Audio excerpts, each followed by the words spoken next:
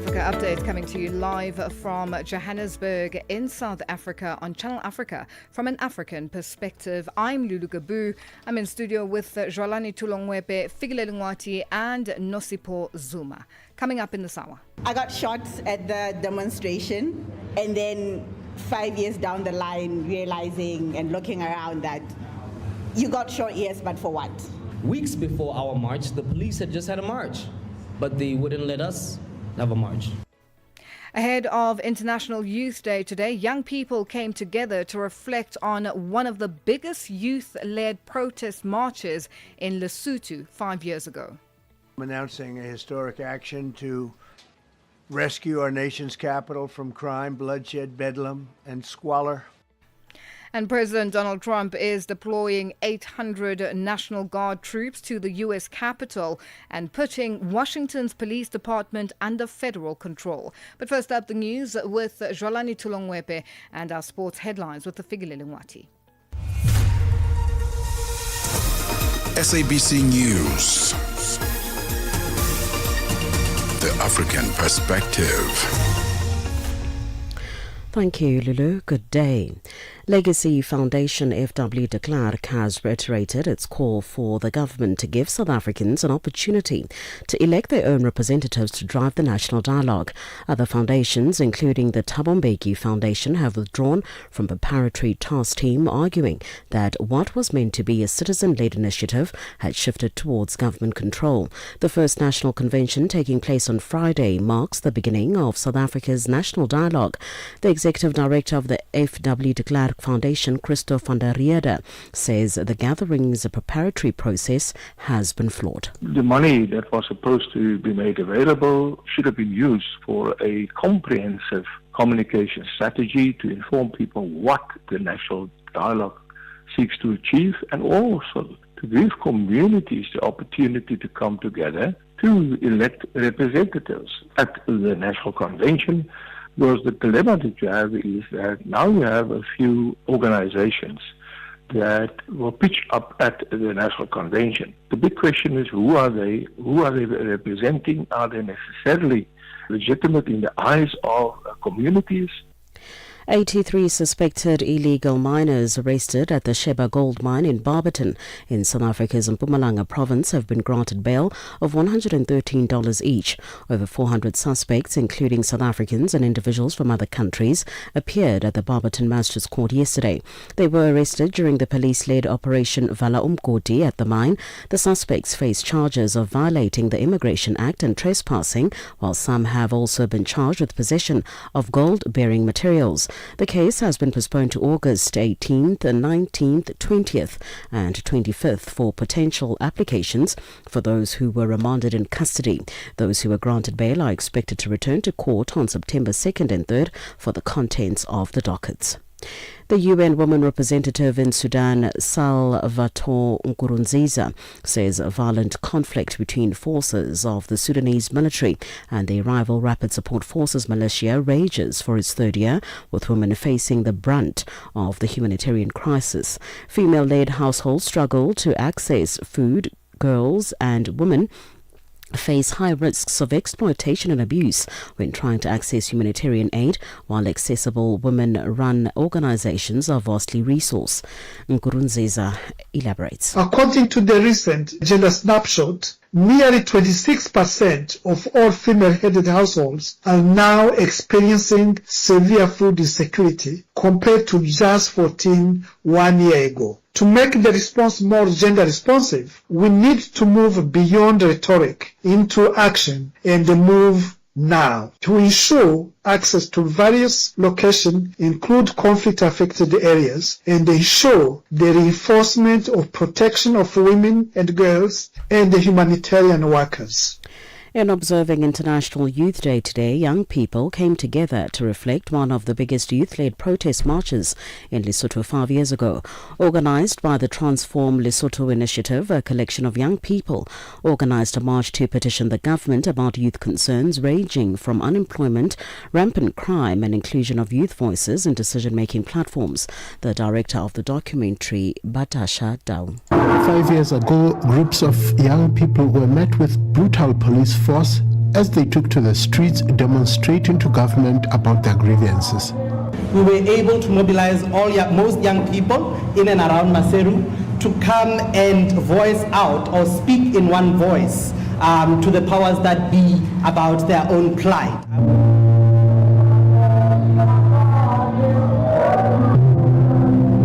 Ahead of the commemoration of the International Youth Day. For any news stories you would like to share with us, please do send an email to newsroom@channelafrica.co.za or call us on +27 11 714 4459. For Channel Africa News, I'm Cholani Tulo Wepe. SABC News. The African Perspective. In our sports headline, Bafana coach Mulifinzeki is relief following a narrow victory against Guinea. And Arina Sabalenka had to overcome Emma Raducanu to be placed in round 16 of the Cincinnati Open. I'll be back with these and other stories at the bottom of the hour. Africa Update with Lulu Gaboo, 12 to 1 p.m. Central African Time. It is 12:06 Central African Time, and we're coming to you live from Johannesburg in South Africa on Channel Africa from an African perspective. We are on DSTV's audio bouquet channel 802, an OpenView channel 628, and on www.channelafrica.co.za, as well as on the SABC Plus app, available on the Apple and Google Play stores. Join us in conversation on our social media platforms. That's on X, Instagram, and subscribe on YouTube at Channel Africa 1. On Facebook at Channel Africa. You can also send us your comments and voice notes to +2763 as 406 9126 #Africa Update, and let us know which country you're in. And if you have any stories that you'd like us to highlight or to focus on, send us an email. It is newsroom@channelafrica.co.za, or give us a call on +27 11 714 4459. Tune in and turn up the volume. This is Channel Africa. Today on #Africa Update, ask as the world marks International Youth Day today, what message do you have for the youth in your country? Send us your views and comments on all our social media platforms. That's on X, Instagram at Channel Africa 1, on Facebook at Channel Africa, and your comments and voice notes to +2763 as 406 9126 #Africa Update Ask.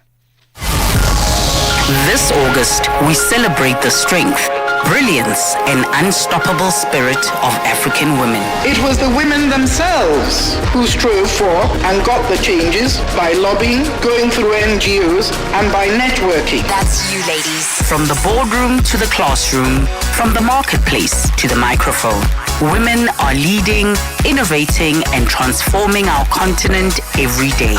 Here's to knowing that as a woman, your voice can change the world. Your voice matters. Your story inspires. Your presence is powerful. This Women's Month, we honor you. Channel Africa, the African perspective. The SABC is pleased to announce the launch of a new self-registration platform. Vendors wishing to do business with the SABC can self-register on our internally developed platform. Vendors are able to access this platform on our website at on www.sabc.co.za/SABC/ under e-tenders, or self-register at etender.sabc.co.za/ and follow the prompts. Visit SABC social media pages for more details. Africa Update with Lulu Gaboo on Channel Africa. It is 12 Central African Time, and we're coming to you live from Johannesburg in South Africa. A female passenger has been given a lifetime ban by the airline operators of Nigeria, Aon. She is accused of assaulting crew members on a flight from Uyo to Lagos on Sunday.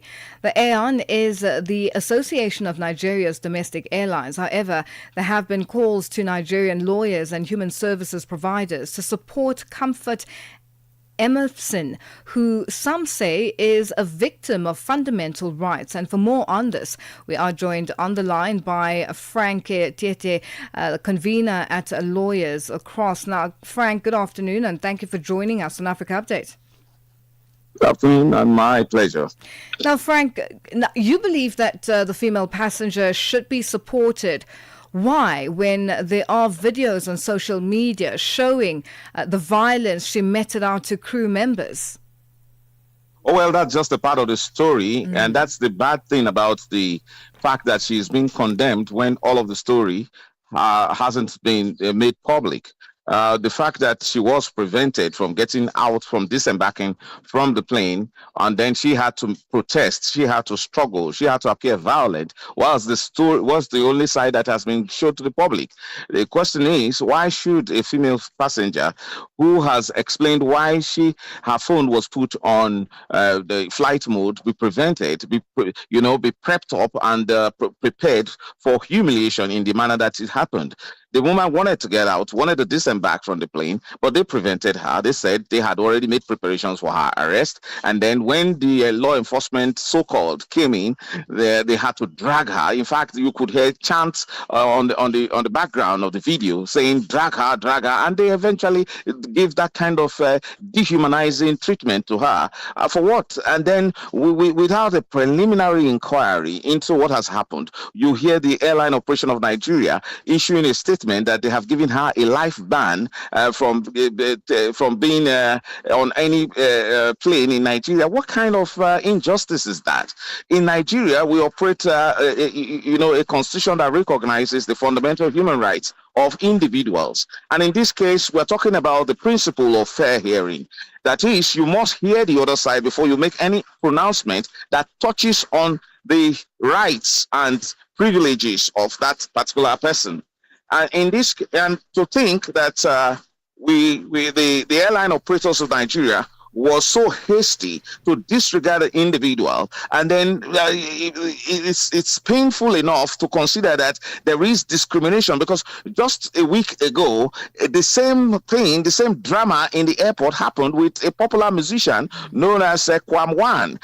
He actually committed one of the gravest offenses in the history of Nigerian aviation by an individual. He attempted to stop a plane that is already on the tarmac that was supposed to take off. Never, and the AON did not make any statement. The AON did not condemn that event. It did not condemn the action of that popular and highly connected political musician, Kwamwan. But because we're dealing with an individual who is a woman, who is said to be, who is presumed to be, innocent and does not have such political connections, they are, wielding the big stick, even without giving her opportunity to defend herself or explain her own side of the story. So now, what recourse does she have? Does she have, in terms of, what can be done to assist her? Because now, clearly, you stepped up, and you need to bring us into, your confidence with regards to what the next steps are. Are you going to be taking this on? And, what's the way forward? Absolutely. We will not rest on this matter until there is justice for that individual who is actually suffering, oppression in the hands of the airline operators of Nigeria, the airport authorities, the Nigerian Civil Aviation Authority, and the fact that she doesn't have help at this time. So it's our responsibility as lawyers, as civil society actors, to ensure that we stand on the side of the person that is being oppressed, and an individual that is being oppressed by these long line of institutions and government agencies. In that case, we'll expect that the Constitution of Nigeria will be upheld in the courts. It doesn't matter whether she has been taken to the magistrate court hurriedly and then she's remanded in prison as we speak. We are very confident that based on the provisions of the fundamental rights of Nigerians as provided in Chapter 4 of the Constitution, she will definitely get justice against the breaches of fair hearing and discrimination. In addition addition to that, we expect that she should, on her own, choose a lawyer. Make a choice of a lawyer, particularly a senior lawyer in the jurisdiction of Lagos, to ensure to defend her and to push for serious damages that runs into billions of naira, because the embarrassment that has been given to her, it's disproportionate. The punishment, the humiliation is so disproportionate, it's unacceptable and highly uncalled for. The expectation is that I would move further. If there is no action from the lawyers in that jurisdiction in the next 24 hours, I will personally be in Lagos to see to it that her rights are protected. And where necessary, I will initiate a crowdfunding program for her, so in order to get sufficient resources for her own legal defense, in order for her to make a choice of a senior advocate of Nigeria who will adequately defend her. That is what I intend to do. Now, if Frank, the response is slow. So now, you need to now bring us in. What exactly happened? All right. So from the information I have received from all sides is that the young lady was actually on board the airline, Ibom Airline, and then she was actually requested to put her phone, to switch off her phone. And her response was that, no, she had already put the phone on a silent mode. She had already put the phone on a silent mode. And in that case, not silent mode, flight mode. But the female attendant, who was determined to ensure that she was punished, eventually, made arrangements that upon landing, she should be arrested. So at the time that she wanted to disembark, she was blocked. She was prevented from coming down, so that she would, there will be an opportunity for the law enforcement, so-called agents of the airport and the airline attendant to thoroughly humiliate her. So it was planned, it was prepped up, it was organized. In a civilized environment, one would have expected that they would have allowed the lady, whose details are already with the airline, to simply, disembark, and upon, getting into the arrival or the arrivals, she would have been arrested or, asked for having quizzed. But that didn't happen. So because of the nature, the violent nature, and the fact that in Africa, we take delight in disregarding the rights of our own people, and we take, express delight in ensuring that we have people to mock at, to laugh at. It's a disease, it's a social disease in Africa. Very, very unfortunate. So they just wanted to use her as an example. She was simply a scapegoat of a system that disregards the rights of individual Nigerians. It has always been happening. This one is just an example that has gone too far. Yeah. Well, Frank, thank you so much for joining us. Unfortunately, we have run out of time, and we're hoping that we'll get further updates from you with regards to the story and how it will unfold. Thank you for joining us on Africa Update. That was Frank Tiete, a convener at Lawyers Across in Nigeria, joining us on the line. It is 18 after 12 Central African time. Get Channel Africa on DSTV Audio Bouquet. Channel 802. Africa Update with Lulu Gaboo on Channel Africa. Ahead of International Youth Day today, young people came together to reflect on one of the biggest youth-led protest marches in Lesotho 5 years ago. Organized by the Transform Lesotho initiative, a collection of young people organized a march to petition the government about youth concerns ranging from unemployment, rampant crime, and inclusion of youth voices in decision-making platforms. Rapelang Khatebe, Faltus. 5 years ago, groups of young people were met with brutal police force as they took to the streets demonstrating to government about their grievances. We were able to mobilize most young people in and around Maseru to come and voice out or speak in one voice to the powers that be about their own plight.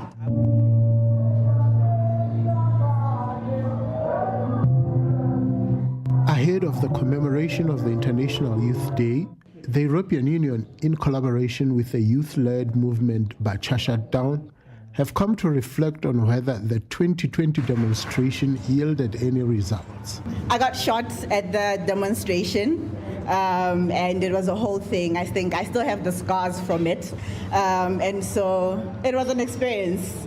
The worst part about the shot, I think, was the recovery afterwards, and walking around with a reminder that you went there, you got shot, and then 5 years down the line realizing and looking around that you got short, yes, but for what? Weeks before our march, the police had just had a march, but they wouldn't let us have a march. So a lot of it was for me, about how as the youth, we can learn how to use the Constitution. What I think we have as young people, even in our hope, is a resolution that we will not get the change we want from the people that are unfortunately the ones in charge, because they don't have the same ideals. They don't really think as much of the tomorrow in the same way that we do. And in reflection of what's changed since then, honestly, in the broader context, not a lot has changed. We're still where we were 5 years ago as the youth, and I would argue we're even in a much worse place. And it seems like each and every year it's getting even worse. And asking the director of the documentary, Bachasha Down, whether there has been any lessons learned on how current administration and the previous are dealing with the plight on youth-related concerns. I think what we experienced before was we are these gremlins that are trying to claw into everything, and we don't really know what we're doing, and we're distracted, and all of these things. And we saw just how harsh the system can be to us when we want to speak. But to the current Prime Minister right now, are you willing to sit at the table with us and work together to make an actionable change that we want to see? To the EU, partnering with youth is more about finding and working on solutions together. On 12th of August, the world is celebrating the International Day of Youth. So we thought to anticipate the celebration to this night and take stock on youth in Lesotho and look it more under the angle of opportunities and future rather than of a crisis.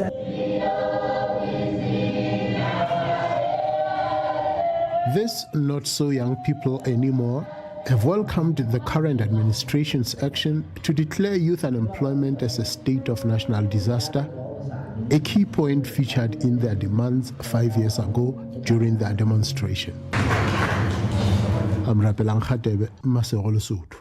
Africa Update with Lulu Gaboo on Channel Africa. It is 22 after 12 Central African time, and we're coming to you live from Johannesburg in South Africa. Today, as the world marks International Youth Day, coinciding with the upcoming 30th anniversary of the World Programme of Action for Youth, making it an opportunity for governments and or others to draw attention to youth issues worldwide. The theme of this year's IYD, Local Youth Actions for the SDGs and Beyond, highlights the unique role of youth in translating global ambitions into community-driven realities. The official commemoration will take place in Nairobi, Kenya today.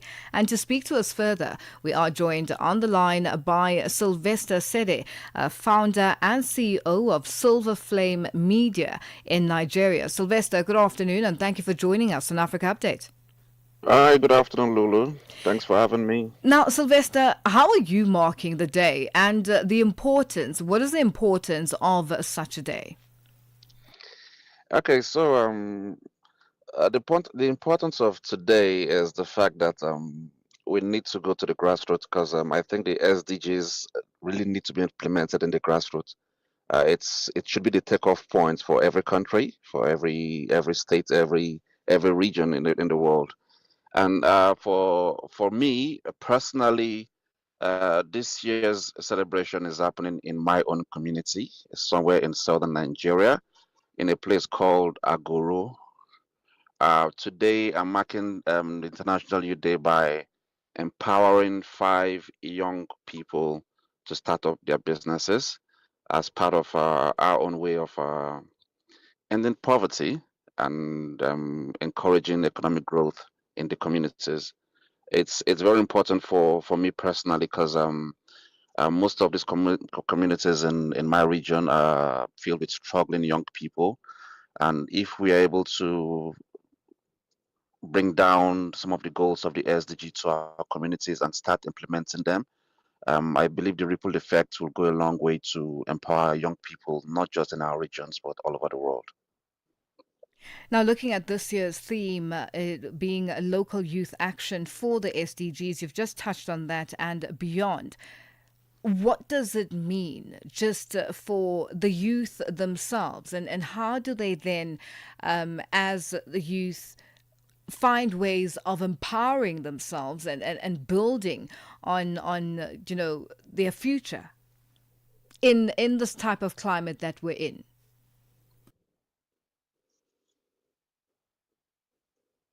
Sylvester, are you there?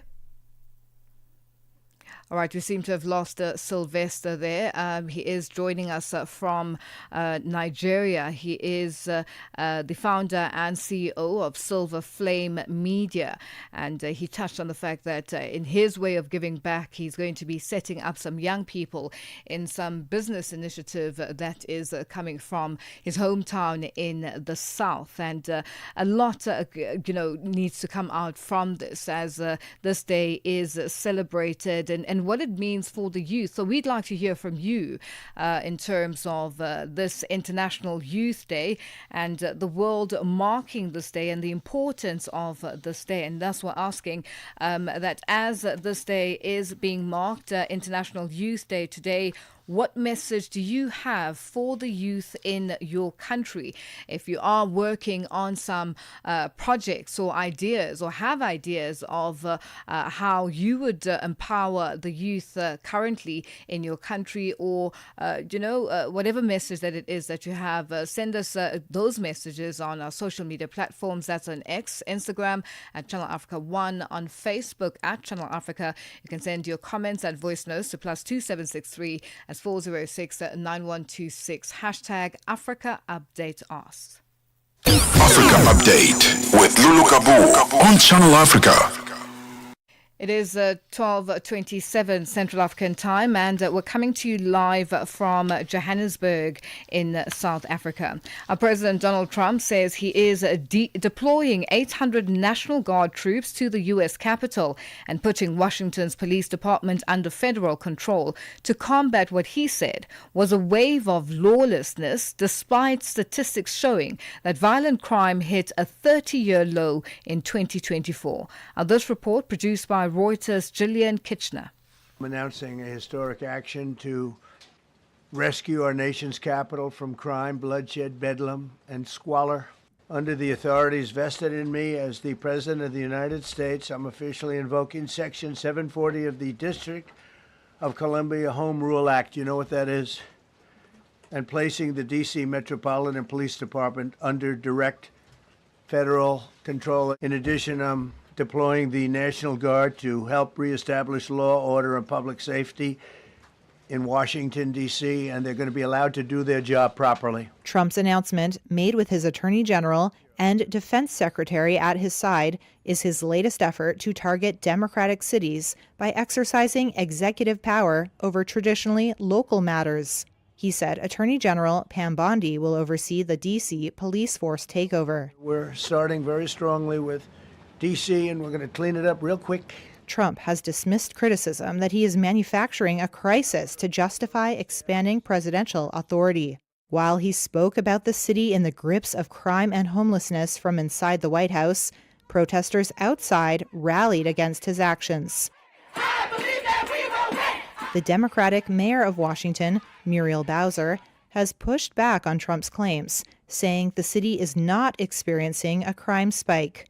Statistics show that violent crime in Washington, D.C. hit a 30-year low in 2024. And we will bring in the military if it's needed.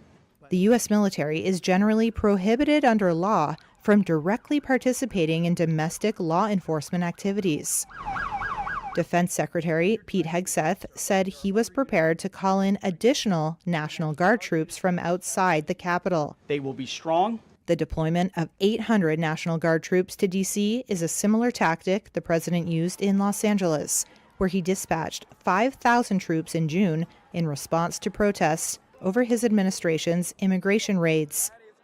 A landmark federal trial began Monday in San Francisco on whether the Trump administration violated U.S. law by deploying troops to support his deportation efforts and contain protests in LA's streets. And that report by Reuters' Gillian Kitchener. It is 12:30 Central African Time, and our news headlines up next with Jwalani Tulongwepe. SABC News. Headlines. The African Perspective. Good afternoon. Making headlines, Legacy Foundation FW de Klerk has reiterated its call for the government to give South Africans an opportunity to elect their own representatives to drive the national dialogue. The UN woman representative in Sudan, Salvatore Nkurunziza, says violent conflict between forces of the Sudanese military and their rival Rapid Support Forces rages for its third year, with women facing the brunt of the humanitarian crisis. The European Union leaders have published a joint statement saying the people of Ukraine must have the freedom to decide their future amid concerns it's being sidelined. I will have details on these and other stories at 1 o'clock. SABC News. Headlines. The African Perspective. Sports on Channel Africa. The African Perspective. In this hour, we begin with football news. Bafana coach Molefi Ntseki expressed his relief after narrowly beating Guinea 2-1 in their second African Nations Championship Group C tie at Mandela National Stadium in Kampala last night. The national elephants were all over the South Africans, who were made to sweat for their first 3 points haul at the tournament, and had it not been for the crossbar, could very well have taken at least a point away from the match. Ntseki, speaking to the media after the match, acknowledged the result came as a huge boost heading into the remaining 2 group matches against Niger and co-host Uganda. It's an important game, because if you were to draw or to lose this game, we were to be under massive pressure. So the 4 points that we are carrying now gives us confidence and belief that we are still on the right track. And I just want to congratulate the players for the hard work they had to put into this game. Uganda climbed to the top of Group C with a controlled 2-0 victory over Niger at Nelson Mandela Stadium on Monday night, securing back-to-back CHAN wins for the first time in their history and tightening their grip on a quarter-final place. Alan Okello put the hosts in front midway through the first half, moments after seeing his penalty saved, before Joel Serunjogi and his emphatic finish sealed the points just before the hour. El Itifaq FC Bafana winger Mohau Ngota has described his recent move to Saudi Arabia as merely a pit stop on the road to his ultimate dream. Ngota joined the Pro League side from Orlando Pirates a month ago, facing some criticism for heading to a league where many high-profile players wind down their careers. The 20-year-old made it clear he hasn't abandoned his ambition of playing in Europe. For me, it's an opportunity and it's a dream come true at my age to live in Orlando Pirates. So it came that deal, and then I told them that anything that comes, I'm ready to go. Because I want to expose myself. I want to go play in one of the top leagues. So then the deal, and then Kaikopel and Chairman said it's fine. I know a lot of people might say that it's where most players retire, but for me, starting there, it's, as I said, it's an opportunity. Let's end with tennis news. World number 1 and title favorite Aryna Sabalenka had to dig deep to reach the round of 16 at the Cincinnati Open tennis tournament in Ohio. The Belarusian needed 3 hours and 9 minutes to conquer Britain's Emma Raducanu 7-6, 4-6, 7-6. Meanwhile, reigning Wimbledon champion and 3rd seed Iga Swiatek of Poland advanced the 4th round without hitting a ball. Her opponent, Marta Korchuk of Ukraine, withdrew from the 3rd round match due to a wrist injury. Russian Anna Kalinskaya has caused the biggest upset of the 3rd round. A 28th seed beat 5th seed American Amanda Anisimova 7-5, 6-4 to advance at the WTA 1000 tournament. for any sports stories you'd like to share with us, please do send an email to newsroom@channelafrica.co.za or call us on +2711 714 4459. This is Channel Africa Sport with me, Figile Lungwati. Sports on Channel Africa. The African perspective. Ahoy, matey! Captain here to help, right, boys? Set sail with us on a digital voyage like no other. Channel Africa has a treasure trove of awesomeness. That is our website and social media pages. Tell me, why are you here? We want you to be part of our adventure. The winds are changing, Captain.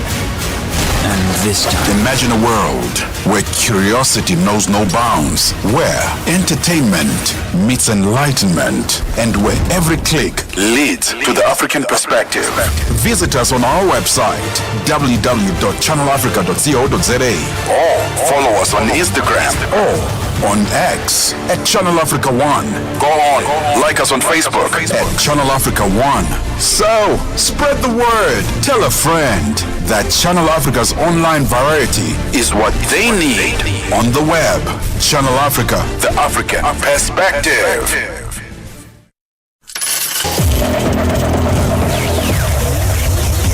Business news on Channel Africa, the African perspective. Good afternoon, I'm Nosipo Zuma. In your business news this hour, South Africa's Trade, Industry and Competition Minister Park Stau says the government is expanding its export and import markets amid US-imposed 30% tariffs on important South African goods. The markets include Asia, Japan and Vietnam. Tau and John Steenhuisen for Agriculture updated the media on government's efforts to mitigate the effects of the tariffs, which took effect last week. Sectors such as automotive and agriculture that rely heavily on exports to the US have been hard hit. Tau says they are working with the Department of Employment and Labour to alleviate job losses. Following consultations with the Competition Commission, a block exemption for exporters has been introduced to enable collaboration and coordination amongst competitors. A draft block exemption will be published by the end of this week so that the process can be concluded expeditiously, and information would be available on the DTIC website. With regards to demand-side interventions to leverage on buying power by local consumers, proudly South Africa will intensify outreach with corporates and retailers to support increased domestic sales of products. South Africa's unemployment has increased from 32.9% in the first quarter to 33.2% in the second quarter of 2025. Stats says quarterly labor force survey shows that there was an increase of 19,000 in the number of employed persons to reach 16.8 million, while there was an increase of 140,000 in the number of unemployed persons to reach 8.4 million. The third Next Generation of Aviation Professionals Global Summit 2025 begins today in Durban, South Africa. The three-day event is the partnership of the International Civil Aviation Organization, a United Nations specialized agency, and the South African Civil Aviation Authority. The aim of the summit is to help address aviation urgent need for millions of new skilled professionals to work in the aviation sector and to open skies to young talent worldwide. Sisi Sekhalo reports. The summit brings together global aviation leaders for a landmark aviation workforce summit. It will provide a global platform for governments, industry, educators, training institutions and youth representatives to coordinate action on one of the most pressing challenges facing international aviation, developing a qualified, inclusive and future-ready workforce to sustain the sector's long-term growth and resilience. And finally, the United States and China have extended a tariff truce for another 90 days, staving off a triple-digit duties on each other's goods as U.S. retailers get ready to ramp up inventories ahead of the critical end-of-the-year holiday season. U.S. President Donald Trump announced on his Truth Social platform that he has signed an executive order suspending the imposition of higher tariffs until the 10th of November, with all other elements of the truce to remain in place. China's Commerce Ministry issued a parallel pause on extra tariffs, also postponing for 90 days the addition of U.S. firms it had targeted in April to trade and invest restriction lists. Your financial indicators: $1 in Nigeria is trading at 1,000 naira 532, and Botswana it's 13 pula 40. Kenya, the dollar is trading at 128 shilling 54, and in Zambia it's 23 kwacha 22. The BRICS countries: $1 in Brazil is trading at 5 real 44. Russia is 79 rubles 40. India it's 87 rupees 62. China it's 7 yuan 19. And in South Africa, $1 is trading at 17 rand 74. $1 is trading at 74 pence to the British pound and 86 to the euro. Looking at commodities, gold is trading at $3,346 and platinum at $1,333 per ounce. The price of Brent crude oil is at $66.81 a barrel. Now, for any business news stories you would like to share with us, please send an email to newsroom@channelafrica.co.za or call us on +27 11 714 4459. For Channel Africa Business, I'm Nosipo Zuma.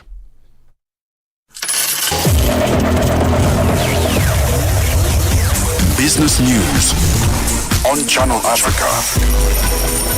The African perspective. Africa Update with Lulu Gaboo on Channel Africa. It is 12:41 Central African time, and we're coming to you live from Johannesburg in South Africa. And thank you to Nosipo Zuma with our business news. Now, Australia's Prime Minister Anthony Albanese says Israeli Prime Minister Benjamin Netanyahu is in denial after the humanitarian situation in Gaza. Now, it comes a day after announcing that Australia would recognize a Palestinian state for the first time in September at the UN General Assembly. Let's take a listen to what Albanese had to say. The decisions of the Netanyahu government, firstly the stopping of aid that we've seen, and then the loss of life that we're seeing around those aid distribution points, where people queuing for food and water losing their lives, it is just completely unacceptable. And we have said that.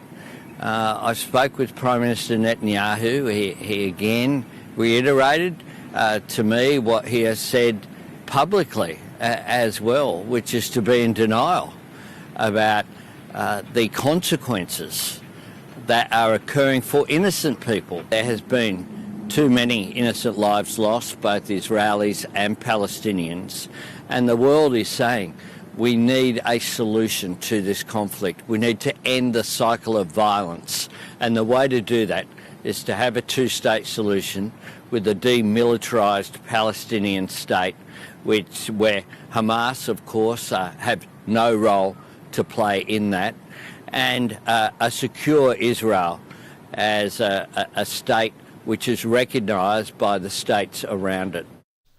That was Australia's Prime Minister Anthony Albanese ending that report. It is 12:43 Central African time, and we're coming to you live from Johannesburg in South Africa. A non-profit international organisation is calling on leaders and philanthropists to unite towards upscaling humanitarian aid to Gaza to minimise the loss and suffering of civilians, particularly children and the elderly. African Rivers say the escalation escalating conflict in the Middle East is a cause for concern as the conflict affects the water, wildlife and humans. And for more on this, we are joined on the line by Dr. Calvin Kamayoyo, Technical Advisor for African Rivers. Dr. Kamayoyo, good afternoon and thank you for joining us on Africa Update. Yeah, good afternoon and good afternoon to our listeners, and thank you for according us opportunity. Now, Doctor, there have been numerous calls for more aid to be allowed into Gaza, with organizations warning of a dire crisis, a dire famine. What other impact is the conflict having for the people in Gaza? Yeah, so foremost, would like to mention that we are a non-profit international organization as African Rivers, operating on the continent of Africa. But we must also quickly mention that nature and human life concern boundary, and hence this is our concern, and our objectives as an organization is to promote human actions or efforts specifically to save lives. What's happening in Gaza is a source of concern to us, especially when it comes to the impact that the conflict is having on the lives of the children and also who are unable to fend for themselves or to themselves. And therefore, we call upon the global leaders in the world to come together and towards upscaling humanitarian aid. Not just human life, which is of concern within Gaza, that is of concern, and it is breeding some of the adverse effects such as pollution and the sewer system, because as you know, conflict environment, infrastructure is often a casualty rather than just beings. So we are more concerned as African Rivers, especially on the water bodies. The listeners may wish to know that Gaza has got a rich environment with over 10 streams. There's the main stream, which is the Wadi Gaza. There are several other streams that provide life to humans and also to wildlife. So we are concerned it's something that needs to be done to upscale humanitarian aid. Gaza Humanitarian Foundation is open, and institutions must come on board. And that's now, why what are you calling? Let's speak about now the water bodies and the global leaders and philanthropists that you're calling on to do something about the situation in Gaza. Not only that, the water bodies, what are you hoping they'll be able to do and assist with, especially just if you look at what's happening, this loss of lives when it comes to aid, people trying to get food and not being able to, and instead losing their lives in that effort. So what are you hoping will happen when these global leaders and philanthropists start focusing on the rivers and water bodies? Yes, you may also wish to know that rivers or water bodies are part of human life. And from African Rivers, our philosophy is life and peace. And therefore, we believe that if we focus more storing our water bodies, our streams that dominant within Gaza, this will help to human life in the communities of Gaza. And at the same time, when people are paying more attention to safeguarding resources, most likely we are not going to instability or them spending more time to fight or to engage into and therefore we are calling upon world leaders and the wealth people in the world, millionaires or the philanthropists, to come together and scale the restoration of river streams within Gaza so that they can continue providing fullness to local communities within Gaza. One of to promote also restoration of sanitation also provision of water resources to the communities. Water harvesting, as you know, some of the streams they run during summer periods within Gaza, and therefore they need humanitarian aid in the area of water mechanisms and restoration. And to do this, yes, Tracy, we also want. Yes, to achieve this, we also want to advocate for the creation of an alliance, which can be called Mobilizing Access for Humanitarian Aid Alliance within Gaza and also beyond. It can be abbreviated as MAHA.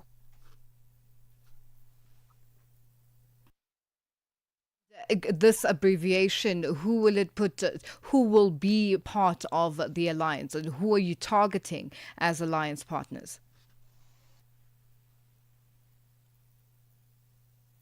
Yes, so in this case, like I mentioned earlier on in the interview, that there's the Gaza Humanitarian Aid, the Humanitarian Fund, which is a foundation which is already within Gaza, but that's just one institution. The needs and the urgent need for humanitarian within Gaza is so much that we need more players to come on board. But players need also support to be able to move in, and therefore that's why we are calling for the creation of MAHA Alliance, which is Access for Humanitarian Aid Alliance, in order to upscale humanitarian aid and save lives within Gaza. Well, Dr. So the target players. Yes. The target players will include the global leaders of the wealth, the developed countries, which includes the United States of America, European Union, and the UK, and also China. They should all come on board, and the billion there to put resources together and ensure that. And with this call, what sort of response have you gotten, if any? Hello, excuse me? What sort of response have you gotten or received from this call of a formation of MAHA as an alliance, for whether it's from the US, the UK, China, and so on? Have you had any response to your call? Okay, it's too early to mention, because we just 2 days ago we issued a press statement that outlined some of these interventions, or that identify the situation as bad as it is in Gaza. We called for action, and hence too early to say what sort of response we received so far. Right. But we are optimistic that the response will be positive. Thank you. Well, Dr. Kamayoyo, thank you for joining us on Africa Update. We'll leave it there for today. That's Dr. Calvin Kamayoyo, a technical advisor for African Rivers, joining us on the line. It is 12:52 Central African Time.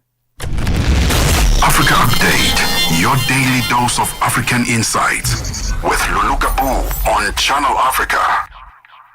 Our Palestinians have attended the funeral of Al Jazeera journalist Anas al-Sharif and Mohammed Kreke, who were both killed with 3 colleagues in an Israeli airstrike on Sunday. The attack has been denounced by journalists and rights groups. Now, the Foreign Press Association says it's outraged by the incident. Bunolo Maribe has more. At least 238 journalists have been killed in Gaza since the conflict broke out in 2023. Al Jazeera journalist Anas al-Sharif has been the latest casualty, and 4 of his colleagues near Gaza's Al-Shifa hospital. Israel's military says it killed the journalist since he was heading a Hamas cell. However, Al Jazeera has rejected the claim.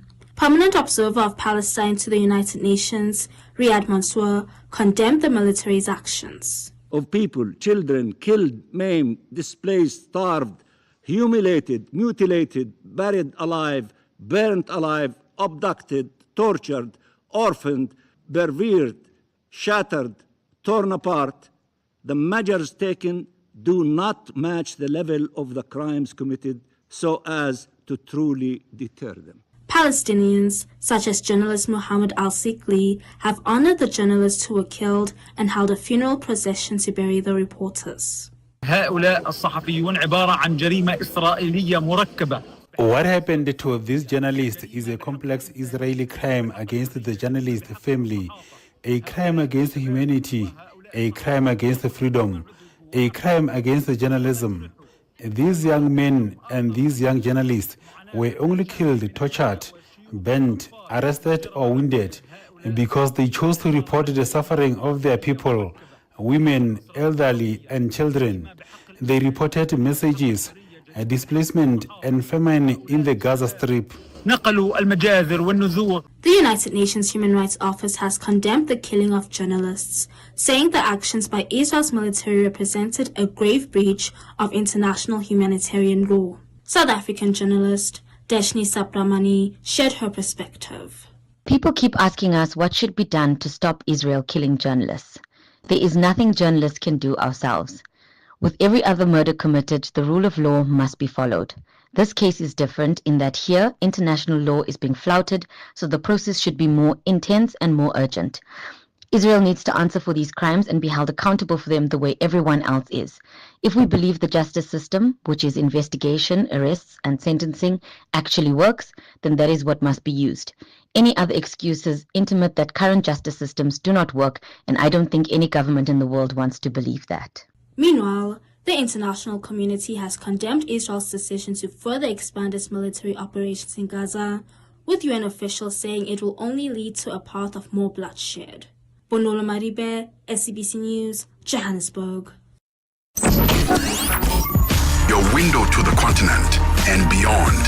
Africa Update. Only on Channel Africa. Channel Africa. The African Perspective. It is 12:56 Central African time, and we're coming to you live from Johannesburg in South Africa today on hashtag Africa Updates Ask, focusing on World International Youth Day, and we're asking, what message do you have for the youth in your country? Let us know what message you do have. Send us your thoughts and your views and comments on all our social media platforms. As on X, Instagram at Channel Africa 1, on Facebook at Channel Africa, and send us your comments on +2763 406 9126. It's hashtag Africa Update Ask. And we say happy Tuesday. And hello to Dabukele Koleni of the Upside team. How are you today? Hello, Lulu. Fantastic. Stay away from drugs, youth. It's the message to the youth. That's the message to the youth. Stay away from drugs. Yeah, very true. Here's what's coming up on the Upside this afternoon. We asked the question, how print media is adapting to the new digital world. When last did you buy a newspaper, Lulu? When last did you buy a magazine? Sunday? Yeah. A magazine? Sunday. Magazine, yeah. What magazine do you buy? Free advertising. No, I bought a magazine.